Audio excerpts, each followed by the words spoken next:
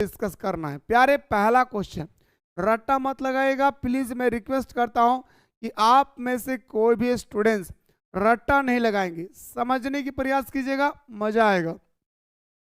Question है sir कि मैं यौवन का उम्मीद लिए फिरता हूं, पंक्ति किसकी है और ये किस पाठ से लिया गया है। आपके एग्जाम में 2 मार्क्स वाला जो क्वेश्चन है ना भाई, वो इसी तरह से आपका स्टेटमेंट दिया जाएगा और ये स्टेटमेंट से रिलेटेड मेरे दोस्तों आपसे प्रश्न पूछे जाएंगे। जैसे यहाँ पे पूछा गया मैं यौवन का उम्मीद लिए फिरता हूँ, ठीक है, तो मेरे दोस्तों यहाँ पे किसके बारे में कहा गया, हरिवंश राय बच्चन। दोस्तों ये हमारा पंक्ति है, ये पंक्ति किसकी है तो बताएंगे सर हरिवंश राय बच्चन की है। पाठ का नाम है दोस्तों हमारा आत्मपरिचय, याद रखिएगा आत्मपरिचय, जो बहुत इंपॉर्टेंट है मेरे भाई आपके टॉपिक। कुछ कुछ टॉपिक तो आपको खास तौर पर करना चाहिए, जैसे सीरीज का फूल है ना, बाजार का दर्शन, इसके बाद दोस्तों पहलवान का ढोलक, इसके बाद आत्मपरिचय है ना भाई, पतंग, कुछ कुछ ऐसे टॉपिक है हिंदी कोर में जिससे दोस्तों आप सभी को उस सारे चैप्टर को कंप्लीट कर लेना चाहिए। और मैं क्रैश कोर्स और फाउंडेशन कोर्स में ऑलरेडी दोस्तों आप लोगों को प्रोवाइड कर चुका हूं, एक बार जाकर के आप इजीली से देख सकते हैं। चलिए सर, दूसरा क्वेश्चन क्या है सर कि कवि कैसा संसार लिए फिरता है। कवि जो है भाई वो कैसे संसार लिए फिरता है एवं कवि की वाणी कैसी है, ठीक है। चलिए, कबीर का काल्पनिक संसार लिए फिरता है, काल्पनिक, कवि कैसे संसार लिए फिरता है मेरे भाई तो बताएंगे सर काल्पनिक। कैसे मेरे भाई तो बताएंगे सर कवि हमारा काल्पनिक संसार लिए फिरता है एवं कवि की वाणी कोमल एवं शीतल है भाई। कवि की जो हमारा कवि है दोस्तों इसकी वाणी कैसी है तो इनकी वाणी की अगर हम बात करें दोस्तों तो एकदम वो कोमल और शीतल है। क्या बोलेंगे सर, वह बिल्कुल दोस्तों कोमल और क्या है भाई, शीतल है, ठीक है। ये दूसरा क्वेश्चन है, इतना लिखना है, 2 मार्क्स लेकर घर लौट जाना भाई। तीसरा, कवि आलोक धनवा का जन्म कब और कहाँ हुआ था। अब हमारे जो कवि आलोक धनवा जी है इसका जन्म आखिरकार कब और कहाँ हुआ था। देखिए दोस्तों, कवि आलोक धनवा का जन्म मेरे दोस्तों 1948 में होता है। कब होता है भाई, कवि आलोक धनवा का जो जन्म होती है 1948 को होता है और ये मुंगेर में होता है दोस्तों, बिहार का मुंगेर जिला में इनका जन्म होती है। कवि आलोक धनवा का जो है मेरे दोस्तों इसका जन्म होता है 1948 में, आज़ादी के ठीक 1 साल बाद, और दोस्तों वो मुंगेर जिले, बिहार का मुंगेर जिले में इसका जन्म होती है भाई, ठीक है। चलिए, एग्जाम हॉल में जैसे ही आपको मैं बता रहा हूँ वैसा ही दोस्तों आपको उत्तर भी लिखना है, ठीक ना। चलिए, अगला क्वेश्चन है सर, क्वेश्चन नंबर 4, भादो महीने के मूसलाधार बारिश के बाद किस ऋतु का आगमन होती है। आप ही बताइए दोस्तों, जब भादर महीना चला जाता है तो हमारा शरद ऋतु का आगमन होती है या नहीं भाई। अभी हमारा ठंडी का मौसम है भाई, इसको हम लोग छोड़ कर आए भाई तो बताएंगे सर भादर महीना को, है ना। तो भादर महीना को छोड़ने के बाद मेरे दोस्तों आपको मैं बताना चाहूंगा कि हमारा शरद ऋतु आती है। क्या बोलेंगे सर, हमारा शरद ऋतु आती है। कौन सी ऋतु आती है भाई तो बताएंगे सर हमारा शरद ऋतु आती है, ठीक है। चलिए, आपकी स्क्रीन पे दोस्तों 5वां प्रश्न है सर, ध्यान से देखेंगे। 5वां प्रश्न, कविता के बहाने, ये भी बहुत इंपॉर्टेंट है भाई। कुछ कुछ टॉपिक ऐसी है दोस्तों जिससे एग्जाम हॉल में भर भर के क्वेश्चन पूछता है भाई, ठीक है। तो कविता के बहाने कवि में किसके अस्तित्व पर विचार किया गया है भाई। कविता के बहाने में, कविता में किसके अस्तित्व पर विचार किया गया तो कविता के अस्तित्व पर विचार किया गया। किसके पर भाई, कविता के अस्तित्व पर विचार किया गया। कविता के बहाने जो पाठ है भाई, है ना, इसमें दोस्तों मैं आपको बताना चाहूंगा कि कविता के अस्तित्व पर ही विचार किया गया। किस पर मेरे भाई, कविता के अस्तित्व पर ही हमारा विचार किया गया भाई, ठीक है। चलिए, क्वेश्चन नंबर 5 के बाद दोस्तों हम लोग लौटते हैं 6 में। बाहर भीतर में कौन सा समास है तथा हिंदी में कुल कितने समास होती है। मेरे भाई, हमें और आपको बहुत ही अच्छी तरह से पता है कि हिंदी में टोटल हमारा 6 समास होती है भाई। कितना, हिंदी में हमें कुल मिला के 6 समास होती है भाई, याद रखिएगा। क्या बोलेंगे सर, हिंदी में टोटल हमारा 6 समास होती है। नाम भी याद रखिएगा, अविभाव समास, तत्पुरुष समास, कर्मधारी समास, द्विगु समास, बहुग्री समास एवं द्विंद समास, ये 6 समास होती है भाई, ठीक है ना। और आपसे पूछा गया कि बाहर भीतर, मेरे बाहर भीतर का मतलब क्या है भाई तो बताएंगे सर ऑपोजिट पूछ रहा है, घर बाहर, है ना भाई, आसमान जमीन। जब भी ऑपोजिट पूछे तो हम लोग द्विंद समास को बोलते भाई। क्या मेरे भाई, जब भी हमारा ऑपोजिट पूछे तो हम लोग क्या बोलेंगे सर, द्विंद समास को बोलेंगे सर।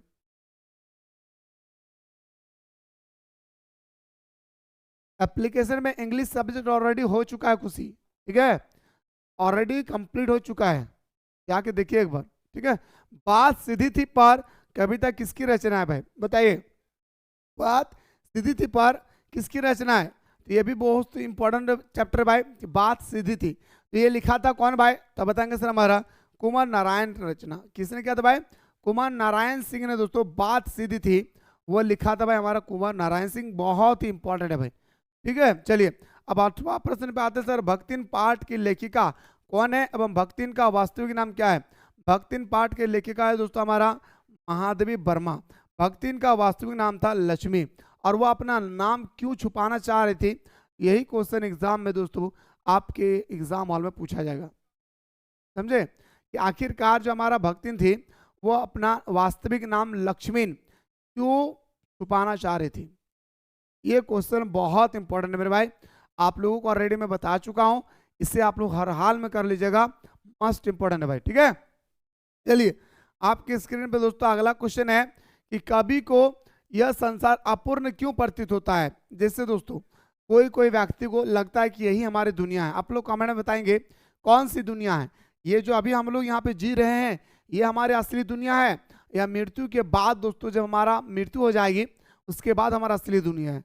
तो मेरे दोस्तों बहुत सारे व्यक्ति जो है इसी धरती को असली दुनिया मानकर बैठे रहते भाई, क्या बोलेंगे सर, असली दुनिया मानकर बैठ जाते हैं।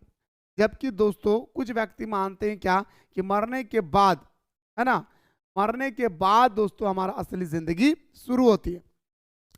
तो कवि कहता है कि कवि को यह संसार अपूर्ण लगता है, बोल रहा है ना ये दुनिया हमारा अधूरा लग रहा है, यहाँ की जो दुनिया है ना भाई ये हमें अधूरा लग रहा है, ठीक है। तो अधूरा क्यों प्रतीत होता है, यही क्वेश्चन आपसे पूछा गया भाई, ठीक है। चलिए प्रस्तुत प्रश्न आत्म परिचय पाठ से लिया गया है, बहुत प्यारा सा स्टेटमेंट है भाई, कि प्रस्तुत प्रश्न जो है ये कवि जो हमारा क्वेश्चन है दोस्तों, आखिर ये क्वेश्चन कहाँ से लिया गया है, तो प्रस्तुत प्रश्न आत्म परिचय पाठ से लिया गया है। कहाँ से लिया गया है, प्रस्तुत प्रश्न जो है ये आत्म परिचय पाठ से लिया गया है। यहाँ कवि भावनाओं को महत्व देता है, यहाँ क्या करता है भाई, कवि जो है हमारा, ये दोस्तों कवि हमारा जो है बताते हैं कि हम लोग यहाँ पे भावनाओं को महत्व देते हैं, किसको मेरे भाई, भावनाओं को यहाँ पे हम लोग महत्व देते हैं, ठीक है। लेकिन संसार का प्राणी भावनाओं को महत्व नहीं देता है, लेकिन दोस्तों हम लोग यहाँ पे क्या करते हैं कि कवि भावनाओं को महत्व देता है, यानी भावना जो होती है ना भाई, अंदर से जो फीलिंग्स होता है इससे कवि हमारा इंपॉर्टेंट समझता है। जबकि इस धरती के जितने सारे प्राणी हैं, सारे प्राणी दोस्तों भावनाओं को कोई महत्व नहीं देता है, जबकि भावनाओं को महत्व देना चाहिए, समझे। वही कह रहे हैं यहाँ पे कि लेकिन संसार की प्राणी भावनाओं को महत्व नहीं देता, कभी दुनिया में लगे नहीं रहना चाहता है। अब हमारे जो कवि है दोस्तों वो बताते हैं कि मुझे दुनिया में रहना पसंद नहीं है, हमें दुनिया पे रहना पसंद नहीं है, हम दुनिया पे रह रहे हैं, दुनिया पे जी रहे हैं, यहाँ तक ठीक है, पर हम दुनिया से लगाव नहीं रखना चाहिए, क्योंकि ये दुनिया हमें एक दिन छोड़कर जानी है ना। तो कभी दुनिया में लगे नहीं रहना चाहता है, वह प्रेममयी संसार चाहता है, वो एक खुशहाल जिंदगी चाहता है, कि जब तक इस धरती पे हम रहूं खुशहाल रहें, दूसरों को भी खुश रहें, हम भी खुश रहें, और इसी तरह से खुशी खुशी इस दुनिया से चले जाए, ठीक है। परंतु कवि को यह प्रतीत होता है कि संसार में प्रेम का अभाव ही अभाव है। अब दोस्तों हमारा कवि है वो कवि बताता है कि हमारा ये जो धरती है, हमारा जो ये संसार है, हमारा जो ये पूरा ब्रह्मांड है, यहाँ पे प्रेम का अभाव ही अभाव है। नहीं, कोई व्यक्ति अगर आगे बढ़ रहा है दोस्तों तो हमें उसे मदद करनी चाहिए, बल्कि हम लोग क्या करते हैं उसके पैर को खींच के नीचे गिरा देते हैं, यह रियलिटी है भाई, ठीक है। चलिए तो कि संसार में प्रेम का अभाव ही अभाव है, और प्रेम के बिना सब कुछ अधूरा है। मेरे दोस्तों जहाँ प्यार नहीं वहाँ कुछ भी नहीं, बस आप लोग इतना याद रखिएगा, जहाँ प्यार नहीं वहाँ कुछ भी नहीं, इस बात को याद रखिएगा। जहाँ, फिर से सुनिए, जहाँ प्यार नहीं वहाँ कुछ भी नहीं, ठीक है। तो ध्यान से देखें, और प्रेम के बिना सब कुछ अधूरा है, इसलिए कवि को यह संसार अपूर्ण लगता है। इसलिए क्या होता है भाई, कवि को यह संसार अपूर्ण लगने लगता है, समझ गए भाई। कहता है कि जहाँ प्यार नहीं वहाँ कुछ भी नहीं, इसलिए हमारे कवि को मेरे दोस्तों यहाँ पे क्या लगने लगता है भाई, अपूर्ण लगता है कि यह धरती हमारा पूरी तरह से क्या है भाई, अपूर्ण धरती है, ठीक है। चलिए आपकी स्क्रीन पे अगला क्वेश्चन है सर कि हो जाए नाथ, हो जाए पथ, पथ का मतलब रास्ता, हो जाए पथ में रात कहीं मंजिल भी तो दूर नहीं, यह सोच थका दिन का पंथी भी, जल्दी जल्दी जल्दी जल्दी जल्दी जल्दी चलता है, दिन जल्दी जल्दी ढलता है, प्रस्तुत पंक्तियां का काव्य सुंदर करे। मतलब जो आपका एक चैप्टर है दोस्तों, दिन जल्दी जल्दी ढलता है, क्या मेरे भाई, दिन दिन क्या होता है भाई, जल्दी जल्दी ढलता है। तो इसी के बारे में आपसे पूछा गया कि थोड़ा सा व्याख्या कीजिए। क्या करना है मेरे भाई, व्याख्या करना है, ठीक है। आइए, प्रस्तुत कविता अलाहाबादी कवि, छायावादी कवि हो, छायावादी, छायावादी, छायावादी कवि हरिवंश राय बच्चन द्वारा लिखी गई है। याद रखिएगा, क्या बोलेंगे सर, हमारा प्रस्तुत कविता छायावादी कवि हरिवंश राय बच्चन द्वारा लिखी गई है। इस कविता के माध्यम से कवि कहता है कि दिन जल्दी जल्दी बीतता है भाई, बिल्कुल भाई, है ना। अभी हम लोग दोस्तों 1 जनवरी मना रहे थे, अभी देखिए हमारा कितना दिन बीत चुका है भाई। ऐसा ही हमारा धरती दोस्तों दिन प्रतिदिन पूरा फास्ट से गुजरेगी, एक समय ऐसी आएगी कि पूरी दुनिया समाप्त हो जाएगी, समझे। तो प्रस्तुत कविता कविता छायावादी कवि हरिवंश राय बच्चन द्वारा लिखी गई है। इस कविता के माध्यम से कवि कहता है, इस कविता के माध्यम से कवि कहता है कि दिन जल्दी जल्दी बीतता है। क्या होता है भाई, दिन जल्दी जल्दी बीतता है, अर्थात समय कभी रुकता नहीं है। बताइए मेरे दोस्तों, आप पढ़े या ना पढ़े, आज का दिन क्या आपके लिए रुका रहेगा? आप कहेंगे सर बिल्कुल नहीं, हम पढ़े या ना पढ़े, सुबह है शाम हो जाएगा, शाम है रात हो जाएगी, दोपहर है रात हो जाएगा। यस या नो, वही कह रहे हैं यहाँ पे कि समय कभी रुकता नहीं है, वह सतत गति से चलता रहता है। और दोस्तों जो समय है ना भाई, वह सतत गति से अपने गति से चलता रहता है। काव्य संदर्भ की दृष्टि से इन कविता के भाव पक्ष को प्रेम की सूक्ष्म व्याकुलता की दृष्टि से रखा है। दिन जल्दी जल्दी चलना और दिन ढलने का भय सताना। देखिए भाई, किसी को अगर ज्यादा से ज्यादा काम है भाई, ठीक है, किसी को अगर ज्यादा से ज्यादा काम है और दिन जल्दी जल्दी बीत जाएगी, तो उसके अंदर में दोस्तों एक अजीब सा क्या आएगा भाई, भय आएगी कि मुझे मेरे माँ, मेरे बहन, मेरे दादा, मेरे दादी, मेरे चाची, मेरे चाचा, मेरे काका, मेरा काकी ने एक काम करने के लिए दिया है और मैं काम नहीं कर पाया हूँ, मुझे डांटेंगे, है ना। तो वही कह रहे हैं कि दिन जल्दी जल्दी चलना और दिन ढलने का भय सताना दोनों ही प्रेम की व्याकुलता के परिचायक है। इस कविता का विकल्प शिल्प सौंदर्य भाषा अत्यंत सरल, संगीतमय, सुकोमल और प्रवाहित है।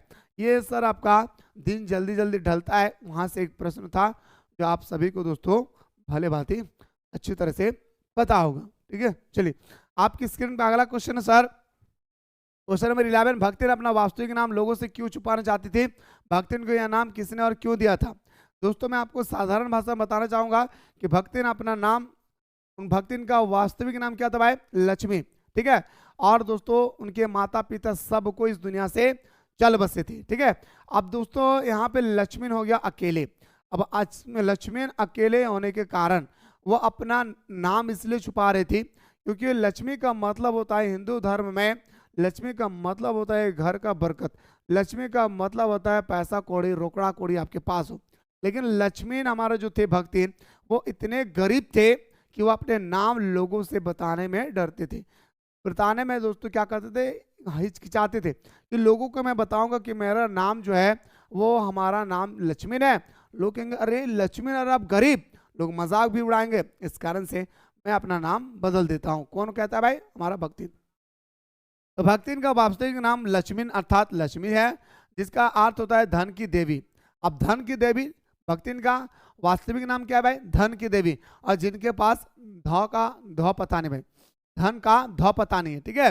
तो जिसका अर्थ है कि धन की देवी, लेकिन नाम के मुताबिक लक्ष्मी के पास बिल्कुल धन नहीं था, इसलिए वह अपना वास्तविक नाम छुपाती थी। याद रखिएगा, यह नाम दोस्तों उनका राइटर ने दिया था भाई।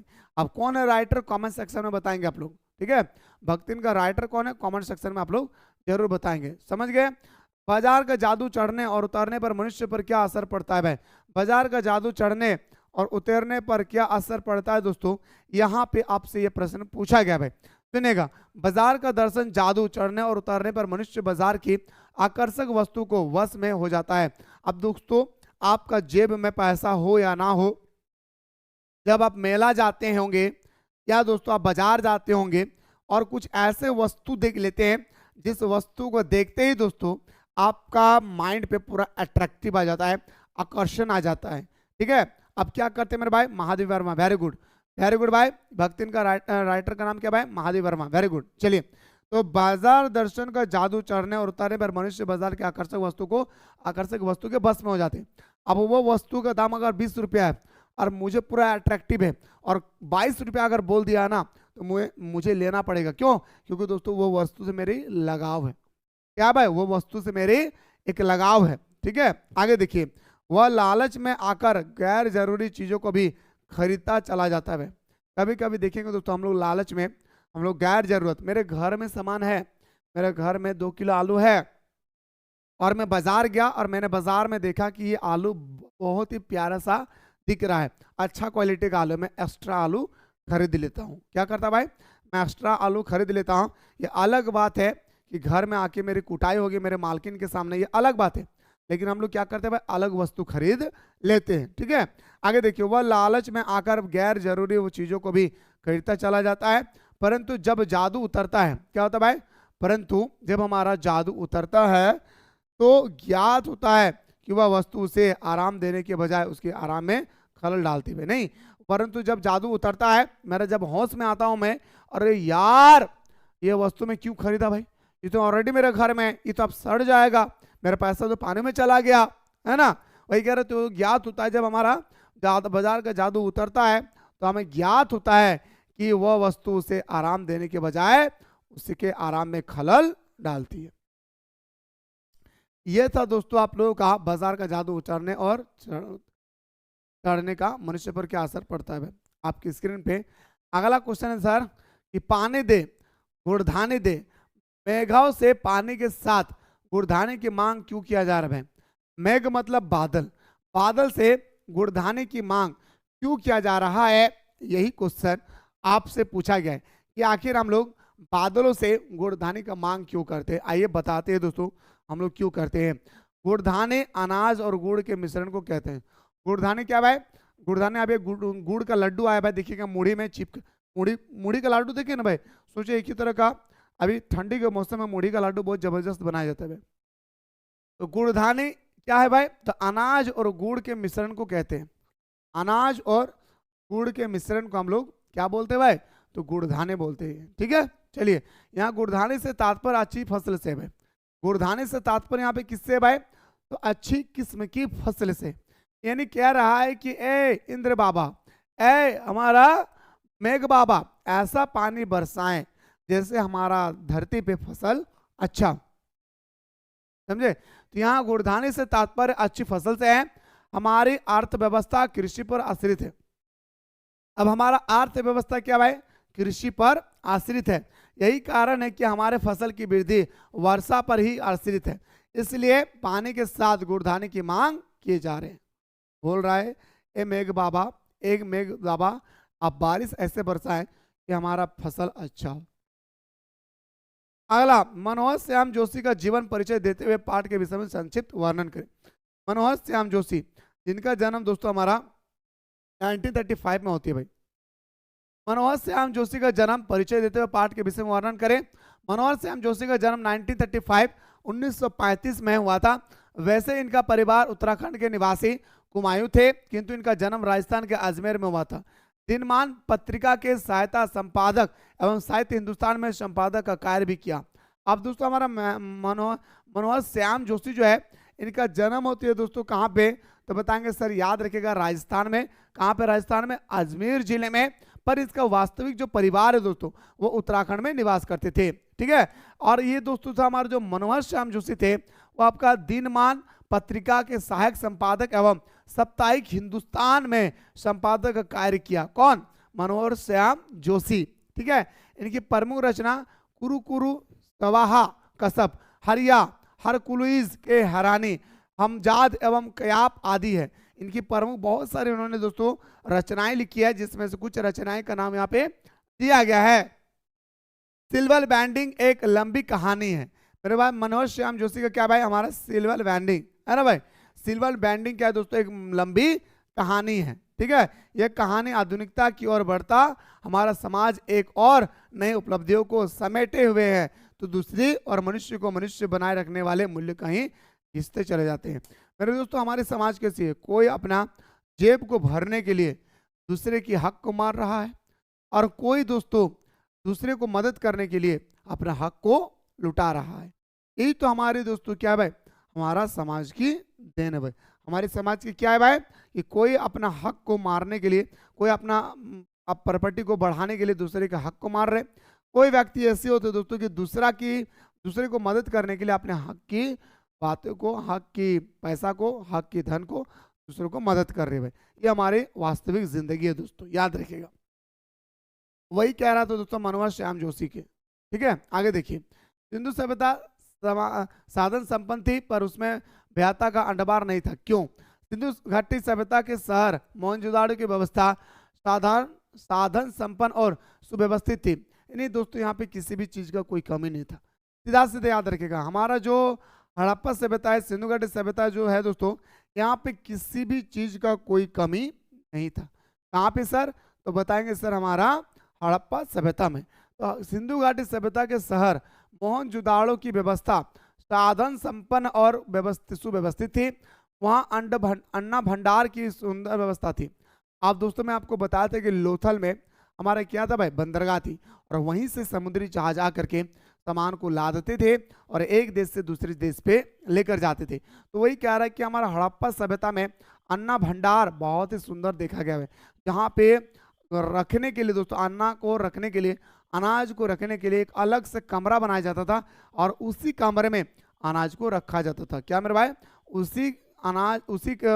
उसी रूम पे सिर्फ और सिर्फ हमारा अनाज को रखा जाता था। वो अनाज के लिए स्पेशल बनाया जाता था। भय एवं दिवाई सुविधा के बावजूद भी वहां कोई प्रदर्शन या दिखावा नहीं था। ये सिंधु घाटी सभ्यता के बारे में कहा गया है। अगला, तुलसीदास का संक्षिप्त जीवन परिचय देते हुए कविता वाली के उत्तराखंड का संक्षिप्त प्रस्तुत करें। अब दोस्तों तुलसीदास के बारे में यहाँ पे आपको क्या कहा गया, वर्णन कहा गया। क्या मेरे भाई? वर्णन करने के लिए कहा गया है।